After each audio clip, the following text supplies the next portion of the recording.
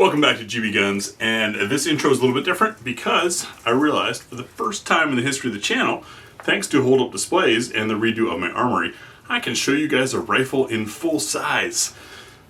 Don't worry, we'll go to the tabletop to dive into the features on this thing, but I wanted to show you guys the new Darkstorm Industries MFR Modern Fighting Rifle being released as of this video, and SHOT Show got the opportunity to be one of the first to get our hands on them. And before I show you that rifle, just a little bit about why I enjoy working with Darkstorm Industries. It's because they do stuff like this. This is the 50 state legal AR, has a fixed mag, does not have any attachments for stabby things or any of that, and a bunch of other considerations put into this thing to, at least at the time it was made, defeat all 50 states' rules against ARs. So for those of you living outside the constitutional United States, this is a great rifle to get you into it. You could say the furniture may or may not be up to your liking. Who cares? That's all changeable. This gets you an AR. And I appreciate that spirit that went into making something like this. Going a little beyond that, the Variant 1, which we recently showed on the second channel, has some beautiful, beautiful machining, but this is a non-NFA firearm, meaning it is not a rifle and not a pistol, but not on any other weapon, which allows it to have the vertical foregrip and a shorter than 16-inch barrel. You get the point. These guys like thinking outside the box and changing things up. So when they reached out and said, hey, we've got a new one coming, I said, you know, I haven't done a lot of rifles on the channel. It's really expensive to shoot them, and it's kind of become sort of a handgun channel. They said, we don't care, we want you to do it. I said, all right, send it. So coming up next is the Darkstorm Industries Modern Fighting Rifle on GBGuns. Still no reasonable way to show you the packaging. One of the things that I appreciate about Darkstorm is these rifles ship in a box that has a foam insert that sort of floats the rifle. And as a result, you see there's no cardboard dust on here. I really appreciate that. So this thing is feature packed. It's available in 3 color options. I was given the option between the FDE, the OD green, and camo as a maybe that was being worked on kind of thing, but obviously it takes more time and costs more money. So I said, let's go OD green. I'm in Oregon and it's not 2015 anymore. We don't need everything to be FDE anymore. The color is probably the one kind of off thing on this. You can obviously tell the receivers are black, and we have an OD green Magpul stock and grip. The handguard is kind of a bazooka green, which looks a little bit odd, but I'm going to take that as a blessing here because the rest of this rifle, the features are pretty freaking awesome, and I'm betting anybody who tuned out as soon as they saw that color combo wouldn't appreciate or understand these features anyways. With that out of the way, let's get to it. Real quick, obligatory credit to the manual. It's rather thin, but full color gloss pages. Nice stuff in here that I think is excellent for folks who are new to rifles. Now this rifle itself may be a little bit of an overkill for a newbie, but it covers the break-in period. Nice illustrations here for lubrication points, the where and how. Kept nice and simple and straight and to the point, but well done. So that's pretty cool. But let's get on this rifle. The AR-15 and M16 family of rifle have been around for a long time. We've seen a lot of variants. We've seen a lot of just keeping it simple to carry tradition. Everyone tries to make a couple improvements here or there, or they just keep it plain stock. This rifle from end to end, and we're going to start at the tip, work our way back, because that's how I've heard people like it.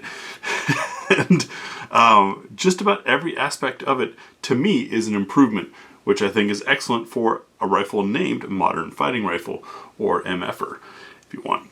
Starting up front, we have a 4-prong flash hider that is of Darkstorm's own design. They say they saw a 20% reduction in flash over the standard A2, which is usually pretty hard to beat. Looks nicely done. We do have a little bit of resonance there, so be aware of that if you're sensitive to it. You're going to want to swap that, but since there's nice big flats on here, no big problem there. The barrel is nitrided 1 in 9 twist. I do not have other specs beyond that currently, but I will include them in the article over on the pinned comment. Looking at this handguard, something that I thought was interesting, of course we've got M-LOK all over the place and some lightning holes, but we do not have M-LOK here. And Darkstorm's reason for that was rigidity.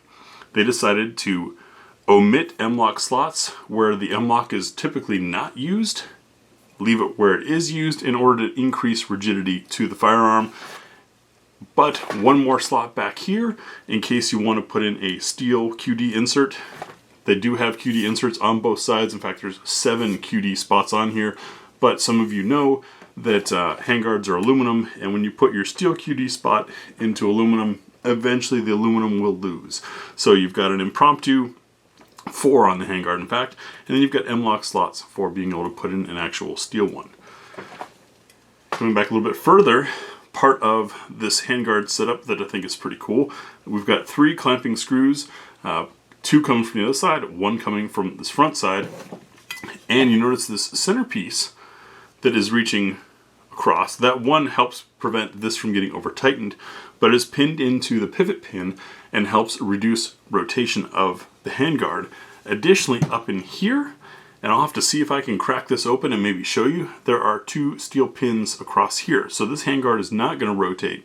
That plus the strength of not hollowing out through here should make this for a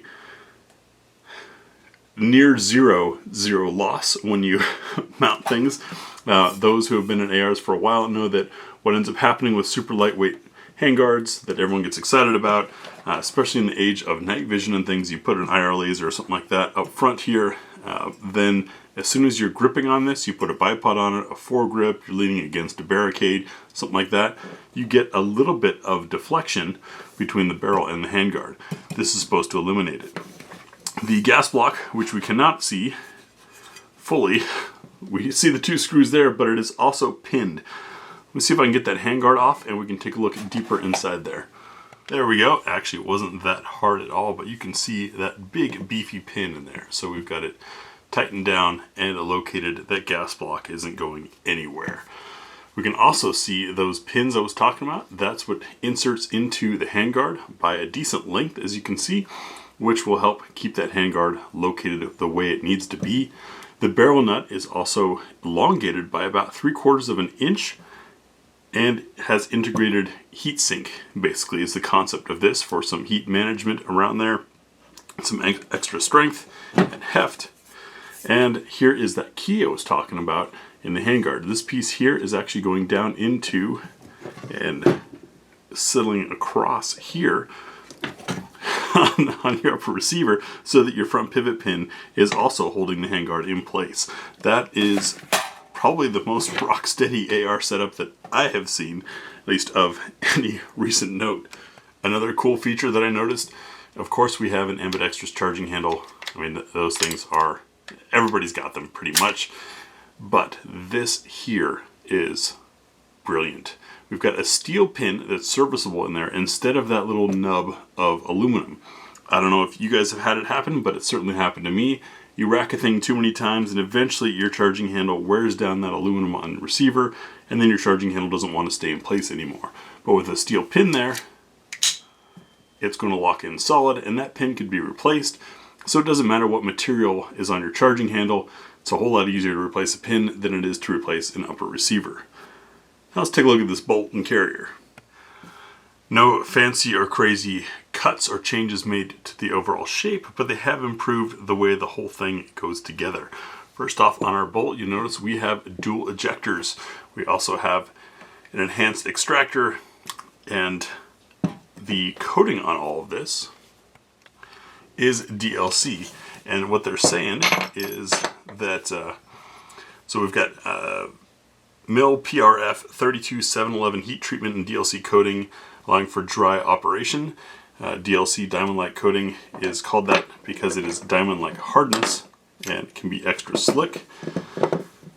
They've got Springco chrome silicone cryogenic ejector XP extractor springs and cryogenic gas rings All in all, they're saying they had an 80% reduction in friction and 15 times less wear reduction compared to CLP lubricated manganese phosphate hard chrome.